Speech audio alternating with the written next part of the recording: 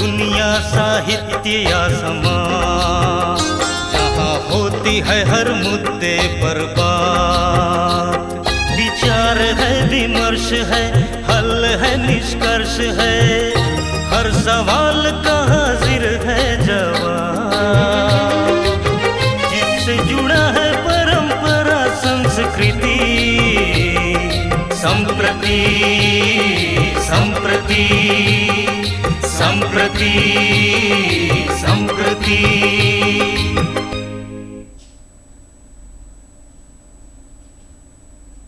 दर्शकों नमस्कार, संप्रति में आप सबों का स्वागत है। झारखंड में ट्रैफिकिंग की समस्या, जी हाँ, ये बड़ी गंभीर समस्या बनकर उभरी है और इसी मुतालिक आज हम बात करेंगे।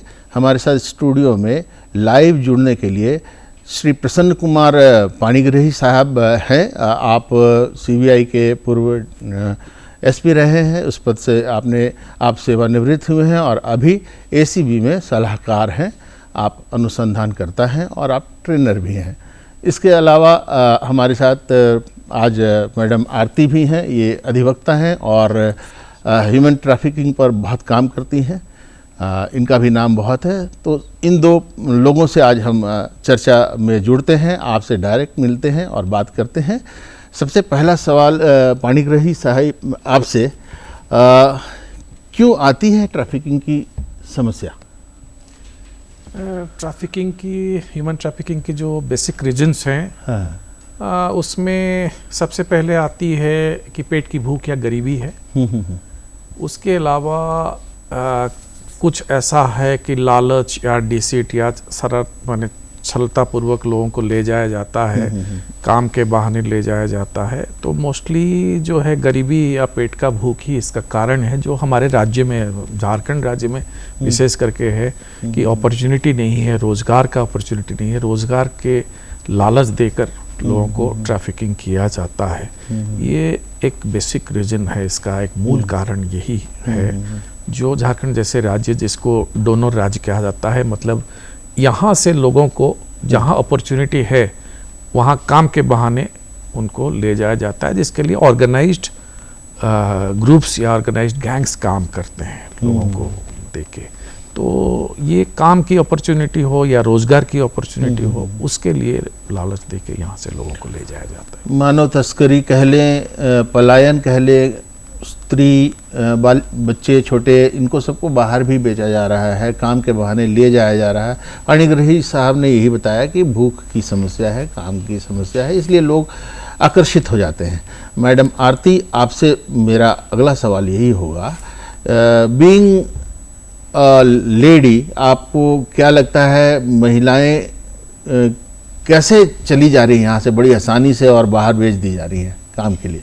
देखिए, सबसे पहले तो मैं ये आपको बताना चाहूँगी कि हमारा जो झारखंड प्रदेश है, जैसा कि सर ने भी कहा कि यहाँ पे पेट की भूख और सबसे जटिल समस्या हमारे झारखंड प्रदेश में है कि यहाँ पे रोजगार के अवसर नहीं है। लोग जो दलाल होते हैं वो सब्ज बाग दिखाते हैं कि आपको बाहर ले जाया जाएगा, वहाँ पे थोड़ा सा काम करा के पैसे अच्छे मिलेंगे। और हमारी जो झारखंड की महिलाएं हैं, लड़कियां हैं, और कई बार तो जो नाबालिग लड़कियां हैं वो भी इसके चंगुल में फंस के चली जाती है। और इसमें सबसे ज्यादा जो सक्रिय है ना, वो दलाल होते हैं।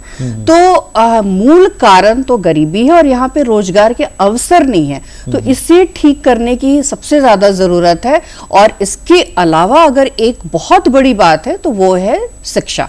अगर लोग शिक्षित नहीं होंगे तभी तो एक दूसरे के झांसे में आते हैं। तो अगर शिक्षा का प्रचार प्रसार ज्यादा से ज्यादा किया जाएगा तो ये दलाल जो है ना, उनसे, उनके चंगुल में हमारे जो इतने इनोसेंट सी जो महिलाएं हैं, नाबालिग लड़कियां हैं, जो फंसती है, वो बेशक नहीं फंस पाएंगी। और शिक्षा का प्रचार तो है ही है, जाहिर सी बात है कि सरकारी बहुत सारी चीजें हैं, लेकिन लोगों में जागरूकता नहीं है। तो ये जागरूकता लाने की जरूरत है और हम सामाजिक कार्यकर्ता होने के नाते इस पे कार्य भी कर रहे हैं। मैडम आरती बार बार दलाल शब्द का प्रयोग कर रही हैं, इसका अर्थ ये है कि बीच वाले लोग बहुत हैं जो इस काम में लगे हुए हैं। तो पाणिग्राही साहब, आप चूंकि इस लाइन में रहे हैं और एक वरीय पदाधिकारी रहे हैं, आप अभी भी हैं, तो आपको कौन कौन से चैलेंजेस आ जाते हैं इसको, इस ट्रैफिकिंग, ह्यूमन ट्रैफिकिंग को रोकने में?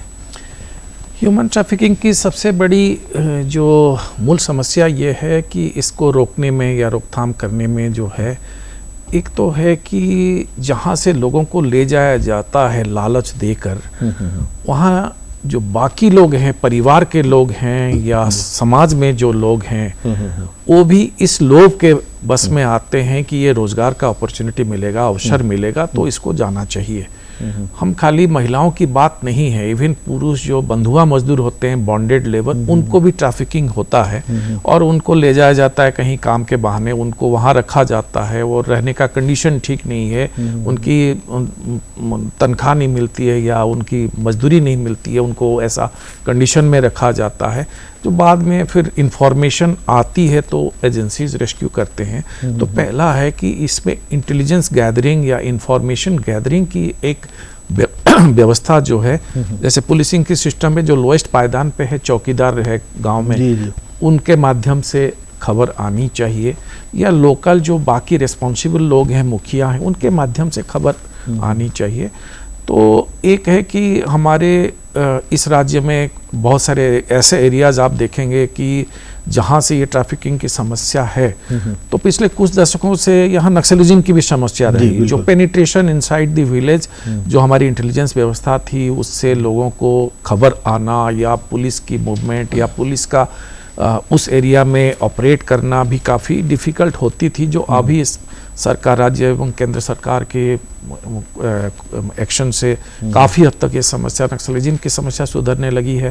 तो अब रोजगार की अवसर गांव में देने के लिए सरकार के बहुत सारे कार्यक्रम भी चलते हैं, जैसे नरेगा टाइप की कार्यक्रम है, एम्प्लॉयमेंट गारंटी स्कीम वगैरह, और अभी तो यहाँ के राज्य सरकार ने मैया सम्मान योजना के तहत महिलाओं को भी पैसे दिए जा रहे हैं, या कृषक जो केंद्र सरकार के हैं, कृषकों को पैसा दी जाती है। तो अभी धीरे धीरे करके काफ़ी फंड्स लोगों के पास जो छोटे मोटे पैसे आने लगे हैं, लोगों के पॉकेट में पैसे आने लगे। ये तो रोकथाम का एक उपाय है, एक जरिया है। लेकिन इसमें एजेंसीज जो, जैसे पुलिस स्टेशन एक बेसिक यूनिट है हमारी पुलिसिंग का, पुलिस स्टेशन है, या जो स्पेशल पुलिस ऑफिसर्स इसके लिए डेजिग्नेटेड होते हैं, जो एनजीओज काम करते हैं डिफरेंट एरियाज में लोगों की उत्थान के लिए, और बाकी जो सोशल ऑर्गेनाइजेशन सेटअप हैं, वो उनके साथ जो एजेंसीज हैं, एनफोर्समेंट एजेंसीज, उनकी प्रॉपर कोऑर्डिनेशन या इंफॉर्मेशन गैदरिंग इस मामले में वो थोड़ी अभी भी बहुत ज़्यादा कोऑर्डिनेटेड एफर्ट्स बहुत ज़्यादा दिख नहीं रही है, या अभी तक नहीं हुई है, क्योंकि ये एक प्रायोरिटी एरिया करके पुलिसिंग में ये अभी तक एक कि human trafficking should be A priority area, वो अभी तक वो मन में ये कंसेप्ट आया बन नहीं पाया है। ये जैसे आरती मैडम ने बताई कि इसके लिए जागरूकता खाली लोगों में नहीं, एजेंसीज के अंदर, या जो एनफोर्समेंट एजेंसीज हैं, चाहे वो पुलिस हो, चौकीदार हो, टीओपी हो, जितने लोग हैं, जितने लोग काम करते हैं फील्ड लेवल में, उनमें भी ये जागरूकता की आवश्यकता है कि ये एक कोड है समाज का, ऐसे एक्सप्लॉयटेशन लोगों का करने नहीं दिया जाना चाहिए, जिसके कारण बहुत सारे सामाजिक समस्याएं, मानसिक समस्याएं, यातनाएं भुगती हैं महिलाएं या पुरुष जो बॉन्डेड लेबर होके जाते हैं, चाइल्ड लेबर बना के ले जाया जाता है, या इस तरह की जो भी इश्यूज हैं ट्रैफिकिंग की, उसको एड्रेस करने के लिए एक तो सरकार के तौर पर, एजेंसीज के तौर पर, एवं सभी जो संगठन काम करते हैं, सब में कोऑर्डिनेशन की आवश्यकता है, जो अभी भी धीरे धीरे करके बिल्डअप हो रही है, लेकिन वो अभी एक बहुत एक रफ्तार में नहीं है। जी। सर, मैं बीच में बोलना चाहूँगी, जैसा कि आपने जागरूकता की बात कही, तो हमारी ऐसी सरकारी तंत्र भी हैं जिसके बारे में अभी तक लोगों को पता भी नहीं है, और हम आपके माध्यम से, आपके चैनल के माध्यम से ये जरूर बताना चाहेंगे कि जब चाइल्ड ट्रैफिकिंग होती है विशेषकर, तो 1098 चाइल्ड लाइन नंबर है 1098, तो कृपया इसे नोट कर लें, और ये टोल फ्री नंबर है, आप इस पे कभी भी संपर्क कर सकते हैं, 24/7 कार्यरत है। तो कभी भी इस तरह की घटना को देखते हैं, कोई भी देखे, तो ये ना समझे कि उसका प्रॉब्लम है और हम आसानी से बैठ सकते हैं, आपको उसके बारे में इंफॉर्मेशन जरूर देना है। कई बार लोग का कहना होता है कि जब हम थाने में जाते हैं तो वहाँ पे उनको थाने वाले उनको यही नहीं करते, एंटरटेन नहीं करते हैं, तो कोई ज़रूरत नहीं है, आप 1098 पे इन्फॉर्म करें और वहाँ से चाइल्ड लाइन तुरंत आ जाएगी और बच्चों को रेस्क्यू करके, और उनको ये भी है कि जब चाइल्ड ट्रैफिकिंग जब होती है या ट्रैफिकिंग वाले कोई भी आती है, तो वो सरकार की जब नज़र पड़ती है ना, तो उस बच्चे पे बहुत ज़्यादा ध्यान दिया जाता है सरकार की तरफ से। चूँकि मैं बाल कल्याण समिति के सदस्य के रूप में भी कार्य कर रही हूँ, तो मैंने ये देखा है कि हमारे पास अभी कुछ दिनों पहले की घटना है, बोकारो के बहुत इंटीरियर से 4 लड़कियां जो चारों बहनें थी, एक साथ उन्हें बरगला के ट्रैफिक करके ले जाया जा रहा था, और थाने मतलब रेलवे में सीआरपीएफ के जो जवान हैं उन्हें देखे, और वो हमारे पास इंफॉर्मेशन गैदर किए बरकाकाना स्टेशन से, और वो बच्चियां हमारे पास आई। तो हमने देखा कि इतनी गरीबी थी, उनके पास प्रॉपर कपड़े भी नहीं थे पहनने के लिए, और सचमुच में वो बहुत ही हृदय विदारक थे कि आखिर ये ट्रैफिक होते हैं तो कारण यही है। तो उन्हें सिर्फ ऐसा नहीं कि हम ट्रैफिकर से छुड़वा के और ले आए, बस ये हमारी जिम्मेदारी यहाँ तक पूरी हो गई। अब ये हमारे ऊपर है कि हम उसे स्पॉन्सरशिप स्कीम से जोड़े। स्पॉन्सरशिप स्कीम यही कहता है कि 4,000 रुपये महीना उनको दिया जाए जो कि सक्षम नहीं है, जिनका परिवार नहीं चला सकते। तो और उन लड़कियों को अगर वो नहीं पढ़ सकती हैं तो उन्हें स्किल डेवलपमेंट से जोड़ा जाए। तो ये बाल कल्याण समिति इस पे भी बहुत अच्छे से कार्य करती है। तो जरूरत है कि वो सरकारी तंत्र के दायरे में आए। ये बहुत ही आसान सा रास्ता है, बस इस पे निकल पड़ने की आवश्यकता है। जी पाणिग्राही साहब, ये सवाल मेरा आप दोनों से ही है। देखिए, आपने पुलिसिंग की बात की, क्या सूत्र आपके कौन होते हैं, और अगर सूत्र आपको वहाँ तक पहुँचा देते हैं, मतलब तो फिर आपका क्या जो होता है चेन होता है, कैसे काम करते हैं आप, उस बालिका या उस बच्चे तक कैसे पहुंचते हैं, उस महिला तक कैसे पहुंचते हैं, और कैसे उसको रेस्क्यू लाके उनके पुनर्वास का कार्यक्रम करते हैं, जो मैम ने अभी स्पॉन्सरशिप की बात कही, तो आप इस पर प्रकाश डालें। एक्चुअली जो इंटेलिजेंस होती है, इनपुट होती है, पुलिस के पास सूचनाएं आती हैं, हर सूचनाओं को तवज्जो देने की बात, इम्पोर्टेंस देने की बात है कि ये एक ऐसी समस्या है और ये बहुत अहम मुद्दा है समाज के लिए। तो जब इंफॉर्मेशन आती है या इंटेलिजेंस आती है, उसके ऊपर त्वरित कार्रवाई करने की दरकार होती है उसी समय। और उसके लिए जैसे इमोरल ट्रैफिक प्रिवेंशन एक्ट के तहत भी प्रावधान है कि पुलिस ऑफिसर बिना सर्च वारंट लिए वो जगह की तलाशी कर सकते हैं रेस्क्यू करने के लिए। अगर महिला है, बच्ची है, या जो भी लोग हैं जिनको ट्रैफिक किया गया है, उनको कहीं रखा जा रहा है, तो रेस्क्यू करने के लिए पहला स्टेप होता है कि जैसे इन्फॉर्मेशन आता है कि किसी को ट्रैफिक करके ले जाया गया है इलीगली, तो उसको रेस्क्यू करने का दरकार है। तो रेस्क्यू करने के लिए हमारे पास जो लीगल अपरेटस हैं, पुलिस एजेंसीज अगर दूसरे राज्य में चले गए हैं तो सीबीआई जैसी नेशनल एजेंसी हैं, उनके पास एक 24/7 एंटी ह्यूमन ट्रैफिकिंग यूनिट है, जहां इंफॉर्मेशन जाने से वो लोग दूसरे राज्य के पुलिस के साथ भी कोऑर्डिनेशन करते हैं, इंफॉर्मेशन पासन भी करते हैं, और पुलिस डायरेक्टली भी उस जगह का जो पुलिस स्टेशन है या एसपी है उनको कांटेक्ट करने से एडिक्वेट हेल्प मिल जाती है।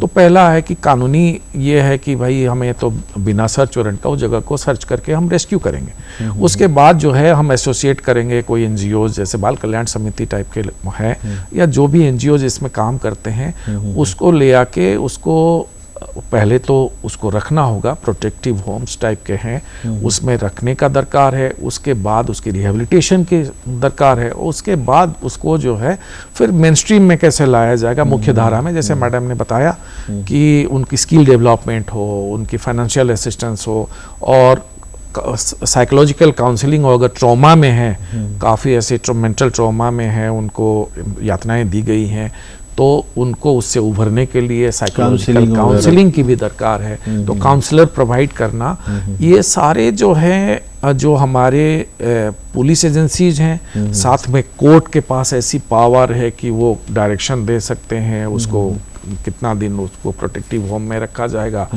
फैमिली के साथ भेजा जाएगा कि नहीं जाएगा, स्पेसिफिक ऑर्डर करना पड़ता है कोर्ट को आफ्टर इंटरेक्टिंग की जो विक्टिम है उसके साथ इंटरेक्शन के बाद कोर्ट ये निर्णय ले सकते हैं उसको फैमिली के साथ भेजेंगे कि नहीं। अगर फैमिली के साथ पता चला भेज दिए, फिर से वो ट्रैफिक हो जाएंगे। तो इस तरह की कानूनी सारे जो अपरेटस है वो उपलब्ध है। और ये आज के तारीख में जो अमेंडमेंट्स भी आए हैं एक्ट में या जो नए प्रावधान है, इसकी दो तरह की है कि प्यूनिटिव इफेक्ट्स क्या है। जो ट्रैफिकिंग करते हैं, ऑर्गेनाइज्ड ट्रैफिकिंग करते हैं, जो सेकेंड टाइम पकड़े जाते हैं, उनको आज तक ऐसा है कि जो भारतीय न्याय संहिता अभी आई है 2023 1 जुलाई से लागू हुई है, उसमें तो लाइफ इम्प्रिजनमेंट तक, life imprisonment till natural death तक की पनिशमेंट प्रेस्क्राइब्ड है।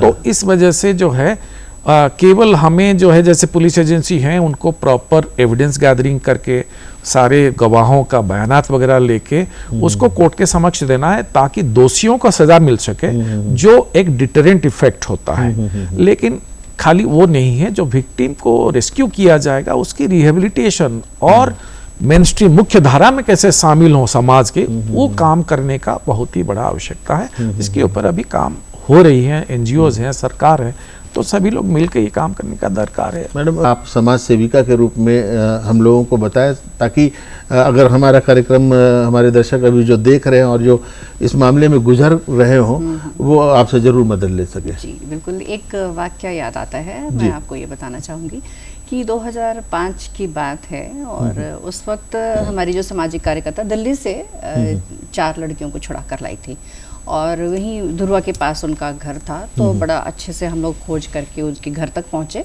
और वहाँ पे जब हमने नॉक किया, और हमें लग रहा था कि हमने जंग जीत लिया, इस बच्ची को हम छुड़ा कर लेकर आए हैं, और वो बच्ची 3 महीने की प्रेगनेंसी भी थी उसकी। तो जब उसकी माँ ने दरवाज़ा खोला, अपनी बेटी को देखा, तो बहुत बहुत गुस्से में आई कि लेकर तो आई हो, खिलाओगी क्या? हमारे पास खिलाने को पैसे नहीं थे, तब तो हम बेचे थे ना, अब इसका क्या होगा? और ये गर्भवती भी है, और हम इसको कहाँ से, हम लोग को तो 3 टाइम खाने के पैसे नहीं है। तो ये उस समय की बात है, और आज जो है, अब समय में बहुत बदलाव आया है। उस वक्त इतनी जागरूकता नहीं थी कि हम उसे तुरंत में स्किल डेवलपमेंट से जोड़ सके या तुरंत में कस्तूरबा में डाल सके, ऐसा नहीं प्रावधान था। लेकिन अब ये हम सभी के लिए बहुत बड़ी बात है और खुशी की बात है कि अब कभी भी इस तरह के केसेस आते हैं तो बड़े आसान हो गए हमारे रास्ते, हमारे लिए। झालसा डालसा सभी लोग सक्रिय रूप से कार्य कर रहे हैं, और जो सरकारी, जैसा कि हमने बाल कल्याण समिति के बारे में बताया, तो यहाँ पे रिहैबिलिटेशन सेंटर भी बनाया गया है सरकार की तरफ से। तो इन बच्चियों को जब छुड़ा के लाते हैं, महिलाओं की विशेषकर, चूंकि मैं उन पे ज़्यादा काम की हूँ तो इसलिए मेरा फोकस वहीं पे ज़्यादा हो रहा है। और जैसे सर ने भी बताया कि पुरुष भी हो रहे हैं, तो बेशक पुरुष हो रहे हैं, लेकिन उनके ऊपर उतनी परेशानी नहीं आती है। वो कहीं ना कहीं एक तरफ से शारीरिक रूप से सुरक्षित है, लेकिन जो हमारी महिलाएं हैं, जो हमारी लड़कियां हैं ना, वो शारीरिक रूप से सुरक्षित नहीं हो पाती हैं, और उनके लिए सबसे बड़ी परेशानी होती है जीवन जीने की जद्दोजहद। चूंकि बहुत गरीबी होती है, उस वजह से वो काम की तलाश में ट्रैफिक्ड होती हैं, और जब वो वापस आती हैं तो उनके पास सब कुछ खो गया होता है, कुछ नहीं करने को होता है। तो वो जरूर हमारे कार्यक्रम के माध्यम से सुने और आए और सरकारी तंत्र के पास, और उन्हें बहुत अच्छे से रिहैबिलिटेशन सेंटर में डाला जाएगा। अगर वो नहीं सक्षम है कहीं रहने के लिए, उन्हें कस्तूरबा विद्यालय में डाला जाएगा अगर वो पढ़ना चाहती हैं, और उनको स्किल्ड बनाया जाएगा। तो ये देखने की आवश्यकता है कि जो महिलाएं, जो बच्चे, जो पुरुष, जो भी ट्रैफिक्ड हो रहे हैं, तो उन्हें प्रॉपर वो जैसे जिस चीज़ के लिए जा रहे हैं वो सुविधा नहीं मिल रही है, तो तुरंत उसके खिलाफ आवाज़ उठाएं। और ये अभी कुछ दिन पहले की बात है कि कर्रा में हम लोग गए थे, फुटबॉल टूर्नामेंट था एक संस्था के द्वारा, तो वहाँ पे थोड़ी देर पहले पता चला कि 7 लड़कियाँ ट्रैफिक्ड होकर आसाम चाय बगान के लिए गई हैं, और सारी नाबालिग थी, और हमारे जाने के बाद पता चला कि बच्चियाँ निकल गई हैं। तो ऐसी त्रासदी हम लोगों ने बहुत देखा है और इस पे काम किया है। बेशक उस समय ज़्यादा परेशानी आई, लेकिन आज धीरे धीरे चीज़ें सामान्य हो रही हैं और सुविधाएं बढ़ रही हैं, और ये जो सरकारी संस्थाएं हैं और जो ये NGOs हैं, ये बहुत अच्छा कार्य कर रहे हैं। लेकिन ज़रूरत है हमें खुद को भी जागरूक करना है, और शिक्षा से जोड़ के, और इन लड़कियों को आगे बढ़ाना, इन महिलाओं को आगे बढ़ाना है। जी, पाणिग्राही साहब, आपने अभी सजा का प्रावधान, इसके बारे में बात की, दंड की बात की, तो हमारे कार्यक्रम को अगर ट्रैफिकर्स भी देख रहे हैं तो एक कड़ा संदेश भी हो, और कौन कौन से के प्रकार की सज़ा है, और ये सज़ा अगर वो ऐसा अपराध कर रहे हैं तो वो कहाँ तक उनको सज़ा भोगनी पड़ सकती है? देखिए, जो सज़ा का प्रावधान अभी भारतीय न्याय संहिता 2023 जुलाई से लागू हुई है, उसके धारा 143 है। उसमें ट्रैफिकर्स को 7 साल तक सजा है। अगर किसी को सेकेंड ऑफेंस के बाद दूसरी बार वो पकड़ा जाता है तो उसमें भी लाइफ इम्प्रिजनमेंट तक की सज़ा है। और इसमें जो प्रावधान की गई है, जो गैंग्स हैं, प्रोफेशनल लोग हैं, जो प्रोफेशनल ट्रैफिकर्स हैं, इस तरह के लोगों को अब तो life imprisonment till natural death करके वो भी प्रावधान उसमें इनकॉर्पोरेट किया गया है। जो पहले से इमोरल ट्रैफिकिंग प्रिवेंशन एक्ट थी उसमें भी जो प्रावधान थी वो तो साथ में है ही।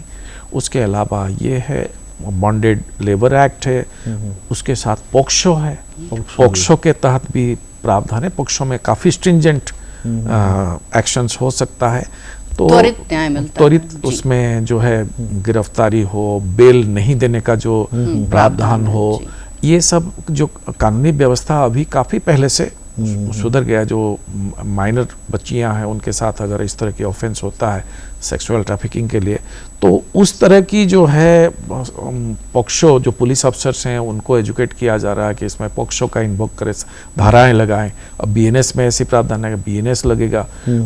तो ये सारे जब सेक्शंस में जब होगा और उसमें प्रॉपर डॉक्यूमेंटेशन होगा, सभी गवाहों के बयानात होंगे, उसमें जो है साइंटिफिक एविडेंस गैदरिंग होगी, तो पुलिस की ओर से अगर ये सारे चीज़ों को ध्यान रखा जाएगा कि एक मजबूत केस बनाया जाए, जो एक हैबिचुअल ऑफेंडर्स इसमें है उनके अगेंस्ट में अगर एक मजबूत केस बना के दिया जाएगा तो न्यायालय जरूर उनको सजा देगा। अब सजा इतनी है कि अगर 7 साल हो, 10 साल हो, तो इस तरह की सजा हो जाती है तो ये एक डिटरेंट होगा उनके लिए, एक मैसेज जाएगा कि ये करना आसान नहीं है या इससे बचना भी मुश्किल है जी। तो ये तो अभी कानूनी प्रावधान काफ़ी कड़ी है इसमें। आरती जी, कई ऐसे समाचार हम लोगों को आए दिन मिलते हैं कि फलना लड़की को दासी के काम के लिए दिल्ली भेज दिया गया, वहाँ वो उस पर अत्याचार हुआ, यौन अत्याचार हुआ, उसका यौन शोषण हुआ, उसके बाद जैसे आपने कहा कि गर्भवती भी हो गई। अब आपसे मेरा प्रश्न ये है कि क्या कभी ऐसा हुआ कि दिल्ली से किसी बच्चे को आपने रेस्क्यू किया? अगर हाँ तो कैसे, और अगर ना तो आप दिल्ली जाने के लिए कैसे क्या करेंगे, क्या व्यवस्था होगी आपकी?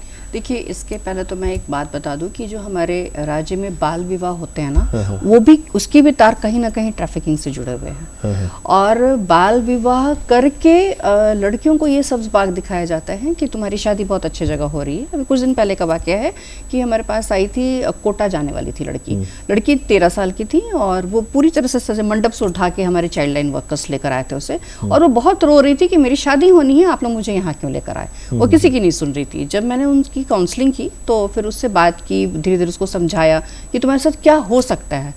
तो बाद में काउंसलिंग के दौरान ये समझ में आया कि उसके जो परिवेश थे, उसका जो पारिवारिक माहौल था बहुत ही पीड़ादायक था, बहुत दयनीय था।